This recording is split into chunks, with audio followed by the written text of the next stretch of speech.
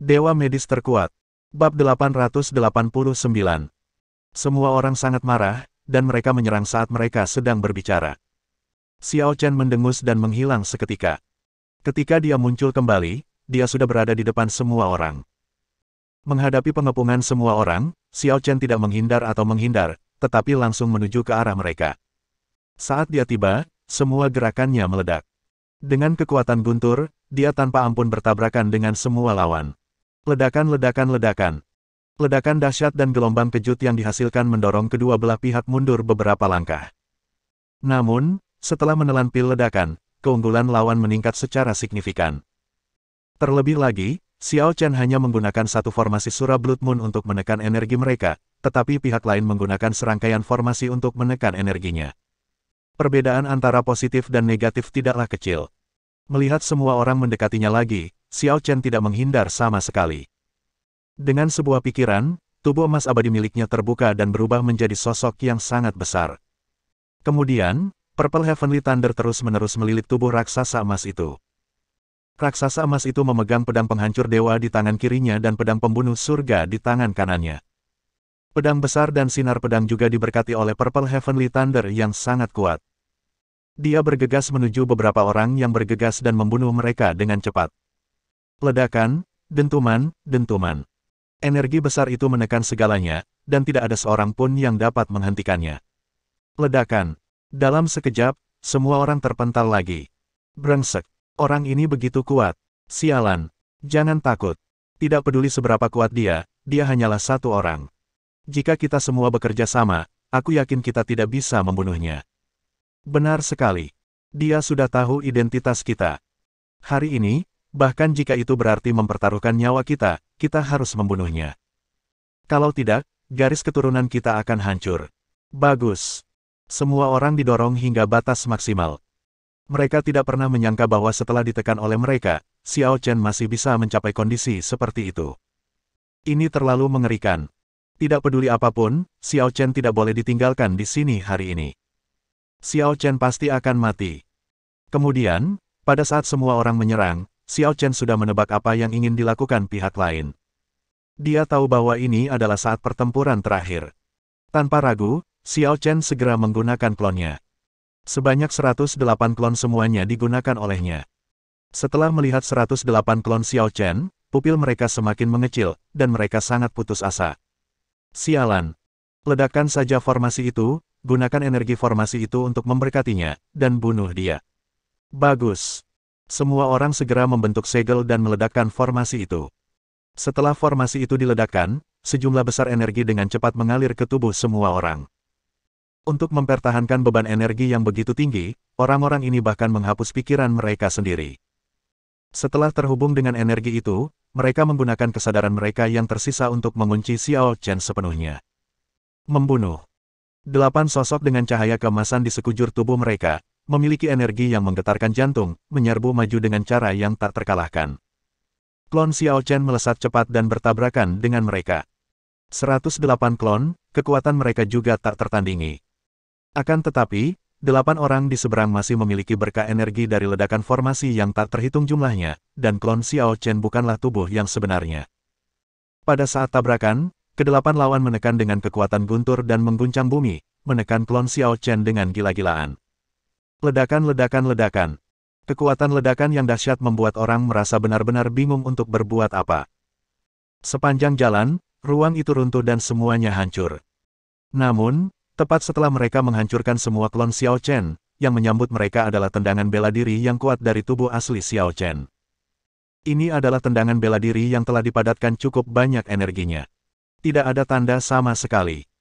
Tidak ada sedikit pun perubahan pada warna langit dan bumi. Bahkan tidak ada sedikit pun jejak nafas. Hanya satu gerakan. Tendangan kuat Dewa Bela Diri Xiao Chen dilancarkan, dan 8 master yang sangat kuat, di level Dewa Pembunuh, semuanya hancur berkeping-keping oleh tendangannya di tempat.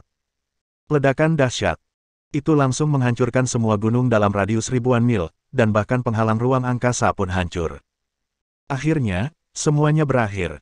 Xiao Chen terengah-engah, wajahnya sedikit pucat. Orang-orang ini diubah oleh tetua ketiga dan benar-benar mengerikan. Dengan kekuatannya saat ini, akan sedikit sulit untuk menghadapinya. Jika tetua ketiga sendiri yang datang, Xiao Chen mungkin tidak memiliki banyak peluang untuk menang.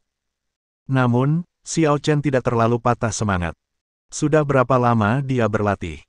Sudah berapa lama tetua ketiga berlatih? Asal dia diberi sedikit waktu lagi, membunuh tetua ketiga akan sangat mudah. Pada saat yang sama, beberapa aura juga bergegas ke sini dengan cepat. Yang pertama datang adalah Ye Qingyu dan yang lainnya. Melihat aura lemah Xiao Chen, dia menyipitkan matanya, dan niat membunuh terus terlihat di matanya.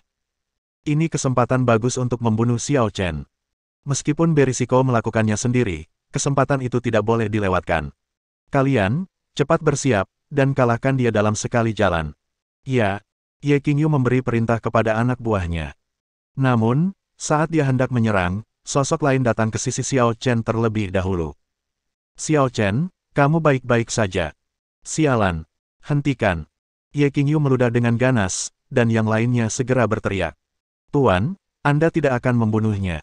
Ye Qingyu melotot marah dan berkata, dasar bodoh, omong kosong. Apa kau tidak melihat kedatangan Situ Qingyu? Nanti, tidak seorang pun boleh menunjukkan sifat aslinya, kalau tidak, jangan salahkan aku karena bersikap kasar. Semua orang menciutkan leher mereka. Tuan, jangan khawatir, kami tahu apa yang sedang terjadi. Setelah mengatakan itu, Ye Qingyu segera mengikutinya. Xiao Chen, kamu baik-baik saja. Apa yang terjadi tadi? Mata Xiao Chen tampak acuh tak acuh. Tidak ada. Hanya ada beberapa orang buta yang ingin memanfaatkan kesempatan untuk merampok sejumlah keuntungan. Begitu ya. Namun, melihat penampilan saudara Xiao Chen, dia tidak mengalami luka apapun, itu adalah berkah tersembunyi.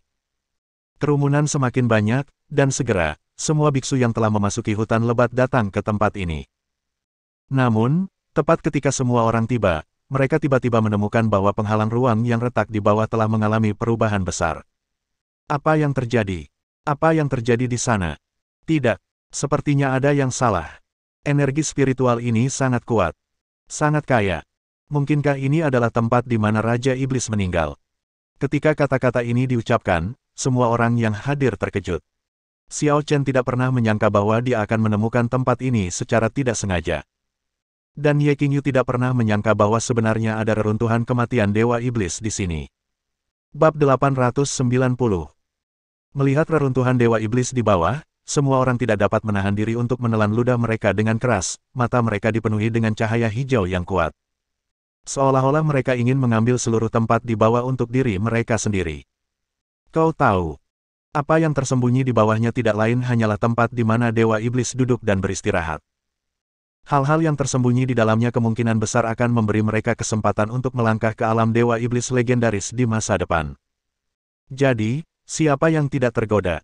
Apakah ini reruntuhan Dewa Iblis? Aku tidak pernah menyangka akan tersembunyi di tempat ini. Kalau begitu mari kita turun dan melihat apa yang tersembunyi di bawahnya.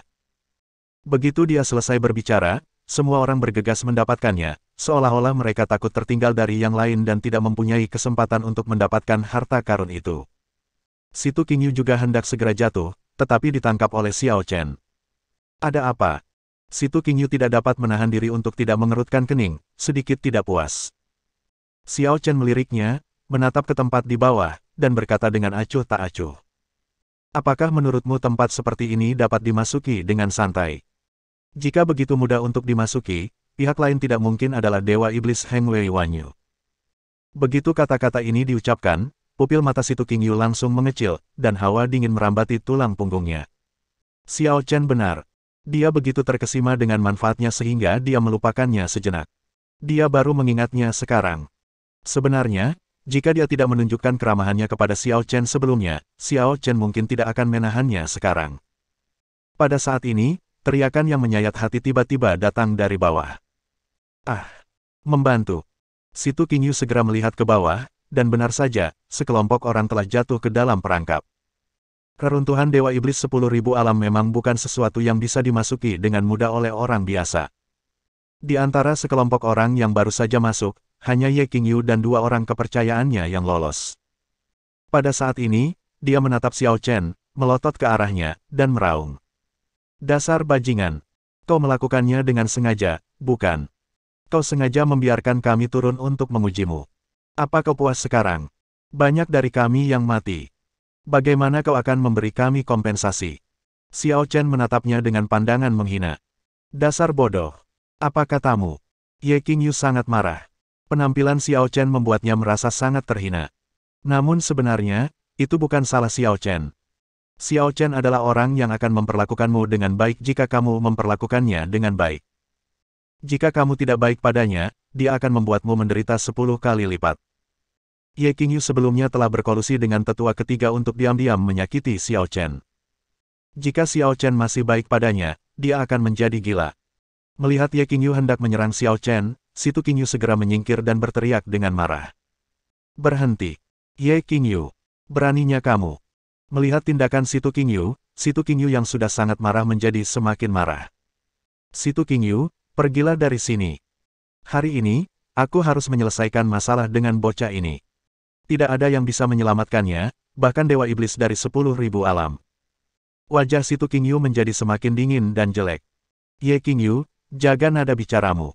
Apa kau tidak menganggap serius Lord Demon God? Lagi pula, Xiao Chen tidak memintamu untuk turun sekarang. Kau turun sendiri. Sekarang, kau ingin menyalahkan Xiao Chen. Omong kosong macam apa ini? Aku tidak peduli. Aku akan membunuhnya. Aku akan membunuhnya. Ye Qingyu meraung berulang kali, matanya dipenuhi dengan niat membunuh.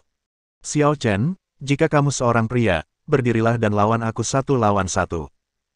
Jangan bersembunyi di balik seorang wanita, kemampuan macam apa itu? Situ Qingyu ingin mengatakan sesuatu, tetapi Xiao Chen menariknya ke belakangnya, lalu menghadap Ye Qingyu. Tidak perlu bersikap sarkastis di sini.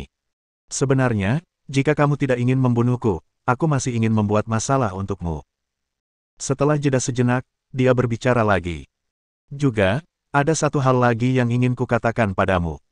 Tidak perlu bertarung 1 lawan 1, aku akan membiarkan kalian bertiga menyerangku bersama-sama. Jika kau bisa mengalahkanku dalam 1 gerakan, aku, Xiao Chen, akan bunuh diri saat itu juga. Gila. Sombong sekali. Situ Qingyu tidak dapat menahan diri untuk tidak berseru. Xiao Chen, kamu gila. Xiao Chen tidak berbicara, tapi Ye Qingyu mencibir dan berkata, Xiao Chen, apakah semua yang kau katakan itu benar? Tentu saja semuanya benar, ambil tindakan saja. Baiklah.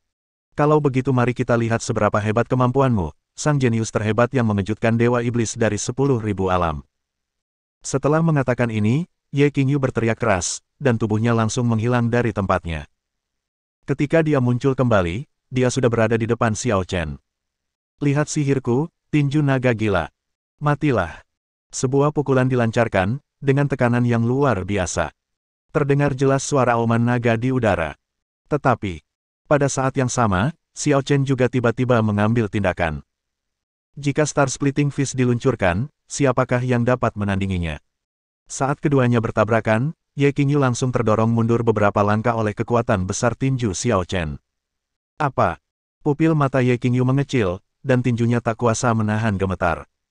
Orang ini sangat kuat. Sungguh berbeda saat mereka belum pernah berhadapan dan saat mereka berhadapan langsung. Situ Qingyu tak kuasa menahan diri untuk berseru.